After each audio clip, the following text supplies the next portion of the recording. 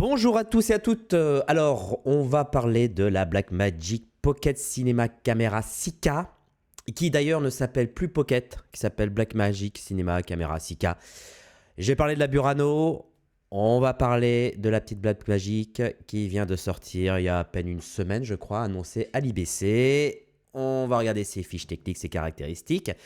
Il y a des images à télécharger, bref, on va faire un petit tour et une petite remise à jour en tout cas de mon point de vue sur cette caméra. C'est parti.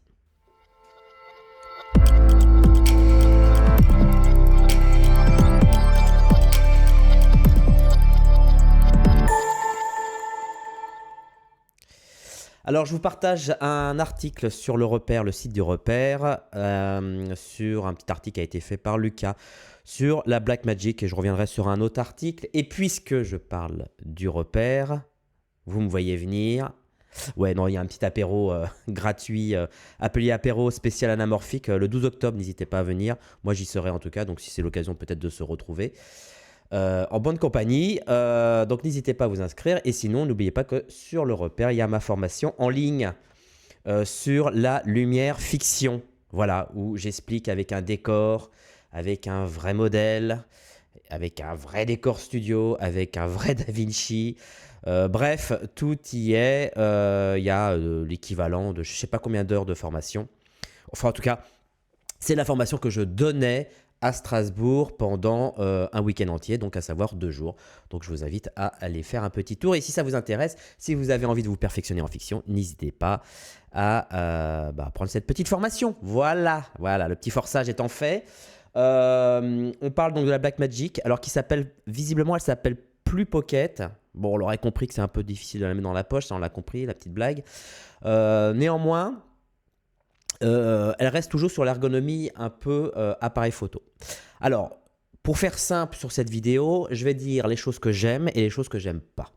D'accord ? Alors, on va commencer, on va faire un petit mélange. Hein. Un petit coup de j'aime, un petit coup de j'aime pas. Comme ça, on va pas faire... on va pas diviser le truc en deux. Les premières choses que l'on apprend, c'est que c'est toujours du 6K. Alors ça, j'aime. J'aime le 6K parce que pour moi, le 6K est une résolution qui est totalement en adéquation avec des films ou des fictions qu'on peut produire en 4K. Inutile d'avoir du 8K, je vous le dis, ça ne sert à rien. Ou alors pour des tournages très particuliers, bref. Du 6K pour la résolution, pour moi, c'est très bien. 6K un peu plus que 4K qui permet un peu d'avoir du surplus. 1 pour la réserve, 2 pour de la stabilisation, 3 pour les effets spéciaux, 4 pour cropper s'il y a une perche, un travelling, un câble. Bref, pour moi, le 6K est une résolution qui est très intéressante. Donc, je valide le 6K. Pour moi, c'est la résolution encore du moment. L'OpenGate à 3,2, donc un ratio de 1,5, ça, je survalide grave. Car pour moi, l'OpenGate à 3,2, c'est un ratio qui est très intéressant parce que je l'ai expliqué. Ce que je regrettais sur la Burano, c'est que on était sur un DCI 17 neuvième, qui est très bien si on veut faire par exemple du 2,40 en sphérique. Mais lorsqu'on veut faire de l'anamorphique, pour moi, c'est du capteur perdu. Et j'ai toujours peur, alors peut-être que ce n'est pas forcément justifié ce que je dis, mais j'ai toujours peur lorsque on n'exploite pas la totalité d'un capteur, ou en tout cas le maximum d'un capteur d'une caméra. Car en tout cas, l'expérience de chez Red nous a montré que que c'était un peu merdique. Donc le 3.2 est un bon ratio avec, comme je dis, un cul entre deux chaises, c'est-à-dire à la fois bien pour faire du sphérique et à la fois bien pour faire de l'anamorphique. Voilà. Et un FP max à 36 images par seconde, pour moi, ça suffit largement lorsqu'on veut faire de la fiction. Dès lors qu'on passe plus sur du clip où on va tabler presque sur du 50, voire du 75 images par seconde, eh bien, le 50, ça irait. Le 75, il faudra se contenter de 2K. Et pour le coup, le 2K, je ne sais pas comment ça fonctionne bien si on arrive à avoir des images correctes. Bref, 6K native ratio de 3.2, du Blackmagic RAW 12 bits. Bon, alors le Blackmagic RAW 12 bits, très bien, puisqu'il est exploitable évidemment dans Blackmagic Resolve, donc c'est un plus. Du 12 bits, c'est très bien, on est bien. Attention, On passe sur du CF Express type B et non plus du CFast comme c'est l'était précédemment. Toujours la sortie USB-C pour un tournage en SSD. Voilà, si vous faites, je sais pas, si vous faites un mariage pendant toute la journée et que vous allez tourner véritablement énormément d'images, je pense que le support SSD est pratique. Le problème, c'est que comme tous ces petits accessoires qui vont se grappiller sur cette caméra, moins il y en a, mieux on se porte parce que bien évidemment, les accessoires, ça cause toujours des problèmes de câbles, d'alimentation. Alors, sauf que le SSD, là, il ne s'alimente pas. Mais bon, voilà, vous m'avez compris. Mettre des accessoires, c'est toujours compliqué. J'aime bien ce qui est, on va dire, interne. Voilà. Donc ça, c'est pour les différents formats, les différentes résolutions. L'anamorphique en x2, donc 6.5, est en 4,8K.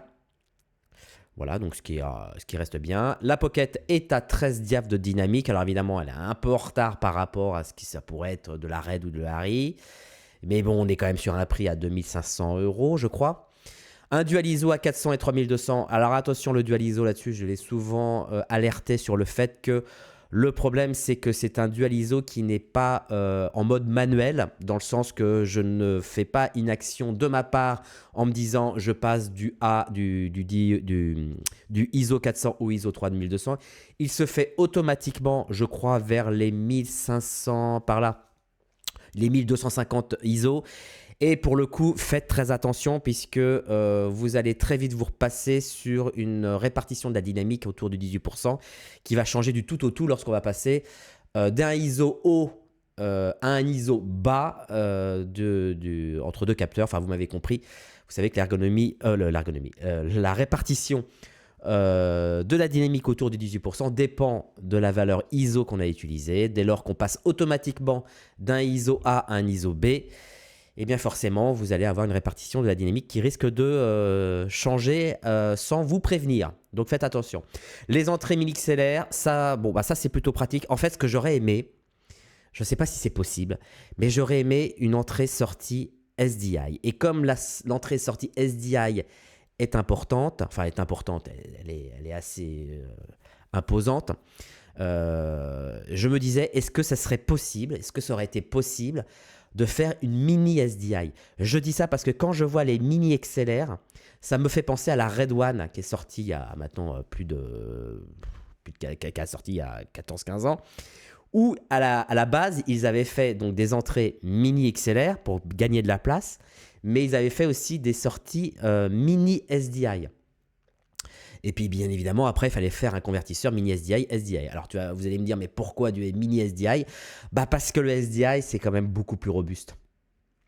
Que ce soit la grosse prise ou la mini, elle est toujours plus robuste puisque forcément, un câble HDMI, pour moi, me fait penser, comme tous les anciens, à du câble Péritel qui, malheureusement, peut se casser facilement. Alors, vous allez me dire que le mini SDI aussi, sauf que la différence, c'est que lorsque vous cassez du HDMI, c'est que vous pouvez casser la prise qui est côté caméra, la prise femelle qui est côté caméra, alors que du SDI, si vous le cassez, c'est vous le cassez après la caméra.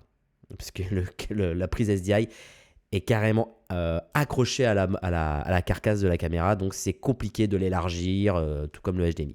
Donc voilà, j'aurais aimé avoir une sortie classique SDI sur ces caméras-là.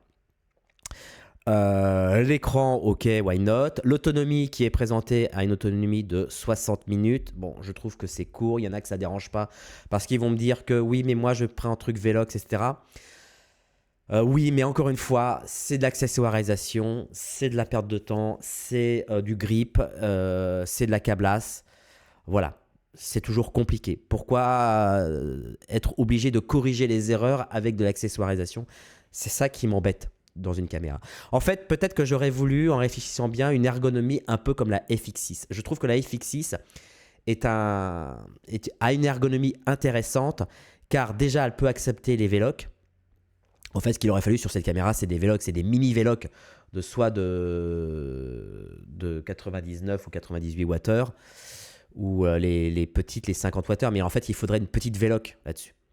Ça aurait été bien, une petite Velox. Et en fait, pour moi, il aurait fallu repenser l'ergonomie de cette caméra. Ce que j'aime pas, c'est l'ergonomie de cette caméra.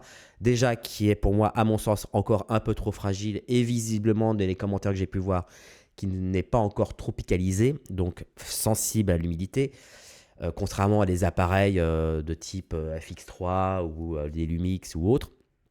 Voilà, j'aurais voulu vraiment qu'on repense à une ergonomie là-dessus. Évidemment, le prix de précommande, 2595 $, je crois livré aussi avec DaVinci, ce qui en fait évidemment un prix totalement magique. Alors voyons voir ce qui se passe ici de chez YM Cinéma, où évidemment, ça c'est la politique de chez Blackmagic qui me gonfle un peu, c'est-à-dire que avec la nouvelle Blackmagic Cinema 6K, nous voulions créer la caméra la plus portable possible pour la cinématographie grand format haut de gamme. Repenser électroniquement interne autour d'un capteur plein format et d'une monture en L. Voilà, c'est du haut de gamme dans tous les sens. Un cinéma véritablement haut de gamme, conçu pour un travail haut de gamme. Alors, un coup de tartine de haut de gamme, là, ça me fait tout de suite... ça m'énerve un peu parce que non, Blackmagic et Grand Petit, si on veut faire du haut de gamme, malheureusement, on ne prend pas du Blackmagic. Je suis désolé, car certes, on va parler de la qualité d'image après, mais certes, l'ergonomie ne nous permet pas, je suis désolé, mais l'ergonomie ne nous permet pas de partir dans une configuration de tournage sur 40 jours et d'autant plus avec une équipe de 50 personnes. Voilà. C'est un appareil avec une ergonomie qui est en parfaite adéquation pour le filmmaker, pour faire des vidéos de mariage, pour faire des vidéos où on est en petit court-métrage, en petit communauté. Dès lors qu'on veut passer avec une grosse équipe et sur plusieurs jours de tournage, 1, c'est trop fragile. 2, l'ergonomie, la distribution de la vidéo HF, etc., tous les accessoires qui peuvent se mettre sur cette caméra et qui peuvent tenir autant de jours, malheureusement, pour moi, c'est encore un peu compliqué. Donc, soit on repense totalement l'ergonomie de cette caméra et on essaye d'aller un peu dans des modèles de la FX6, par exemple, qui pour moi a une ergonomie parfaite dans sa gamme. D'accord, la FX6, ce n'est pas forcément une caméra qu'on va utiliser pour du cinéma, mais qui est très bien en termes de possibilités d'accessoirisation, déjà. Là-dessus, ça reste quand même un peu compliqué, quoi. Il n'y a rien, il faut obliger. En fait, c'est une caméra où, certes, tu vas payer 2595 $ la caméra, mais il va falloir ajouter une tonne d'accessoirisation qui va remettre certainement le prix du produit en jeu. C'est-à-dire presque doubler son produit, le prix du produit, pour pouvoir l'accessoiriser avec une cage, avec des tiges, avec un système de porte, enfin pour mettre les tiges, un système pour mettre une V-Lock. Enfin voilà, greffer tout plein d'accessoires qui font chier sur cette caméra pour la rendre entre guillemets haut de gamme. Voilà, c'est ce que Petit a oublié de signaler, c'est que si tu veux faire du cinéma avec, c'est que tu es obligé de l'accessoiriser à mort. Après, il y a des images tests qui ont été faits donc, par des chefs opérateurs de renom et téléchargeables sur le site Y Cinéma. Le problème, ce que je trouve, c'est que malheureusement, la version téléchargeable, c'est la version étalonnée. J'aurais bien voulu qu'ils mettent les rushs bruts. Je ne comprends pas. Je ne comprends pas. Quand tu as envie de tester une caméra, tu as envie de tester avec ton savoir-faire d'étalonnage, ta méthodologie d'étalonnage. Donc, j'aurais voulu que ça soit des rushs bruts de la caméra, du BRO, quoi, en 12 bits. Voilà, ça aurait été beaucoup plus intelligent. Là, il y a là, c'est vraiment des... Alors, les images sont très, très belles. Franchement, il n'y a pas à tergiverser. On va être très honnête, les images et la science couleur de la génération 5 est vraiment, vraiment, vraiment ultra intéressante. L'image est très belle, il n'y a rien à dire, surtout que visiblement, ils n'ont appliqué qu'une lutte Blackmagic Génération 5 vers la vidéo extended. Donc, c'est les luttes qui sont livrées avec les caméras, enfin, surtout avec DaVinci. Donc, pas d'étalonnage farfelu ou avec des luttes un peu cheloues, etc. Des optiques avec de l'Atlas anamorphique, du Zeiss. Bref, il y a un peu de tout. Je suis assez étonné qu'ils aient utilisé du 400 ISO dans les extérieurs. Voilà, je suis un peu étonné de ce choix des ISO pour des extérieurs. Il y a un extérieur qui est très beau aussi à voir, qui est fait à 3200. C'est celui-là, qui est fait à 3200 ISO. bon, bah, il n'y a pas de bruit, c'est propre, c'est très très très propre. Très franchement, les rendus des couleurs, voilà, l'image est très très très belle. Celle-là, j'aime beaucoup moins, je l'ai téléchargée, j'ai regardé, c'est un peu dégueulasse. Voilà, franchement, il y a des très bons essais avec différents optiques, à la fois sur des optiques classiques Canon EF 2405, sur des Atlas Mercury, sur des Zeiss Supreme Ciné Prime, etc. Bon, bref, il y a un panel. Encore une fois, j'aurais voulu vraiment que ce soit livré et téléchargeable les rushs bruts en bro pour que chacun puisse y faire son petit juge.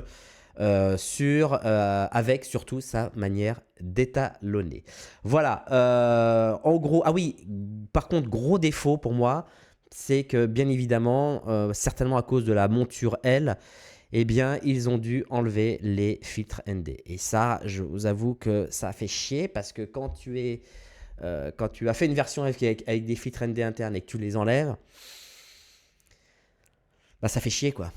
C'est chiant. C'est chiant parce que je sais qu'on pouvait faire très bien sans, avec, et on l'a fait. Mais quand on a goûté à ce petit luxe d'avoir des ND internes et supprimer tous les défauts que ça engendre, ça fait chier de revenir sur du... Voilà. Donc, voilà. En tout cas, une chose qui est sûre, c'est que pour moi, Blackmagic est réellement sur le bon chemin. À mon sens, il a fallu du temps, mais c'est comme tout le monde. Tout le monde est passé par là. Je vous rappelle que la première caméra Arri, qui était les D20 et les D21, étaient clairement inutilisables en log. Hein, c'était du Rec 709, voilà, c'était compliqué. Donc tout le monde y est passé, Red, Sony, voilà, donc c'est pas de raison que Blackmagic n'y passe pas. Maintenant, je pense qu'il faut qu'ils repensent un peu à leur ergonomie, à une façon de concevoir, non pas un modèle Ursa qui est pour moi un modèle pas très avec son viseur, on dirait un caméscope des années 80, un caméscope d'épaule des années 90. Voilà, quelque chose qui ressemble plus à ce qu'aujourd'hui on tente à aller, c'est-à-dire des modèles de bloc caméra avec surtout la batterie Veloc qui se met dessus avec des mini Veloc. Voilà. Dites-moi ce que vous en pensez dans l'espace commentaire. Je suis curieux de voir ce que vous en pensez. Et n'oubliez pas, pour ceux qui veulent en savoir plus sur la technique et la théorie, il y a Miziflix avec miziflix.tv avec des grades et tout. On fait du cinéma de haut de gamme sur Miziflix. Voilà, je parlais comme Grand Petit. Je fais du cinéma haut de gamme sur Miziflix. Voilà, pour 4,90 €. Encore moins cher que Blackmagic. Allez, je vous embrasse, bisous, ciao.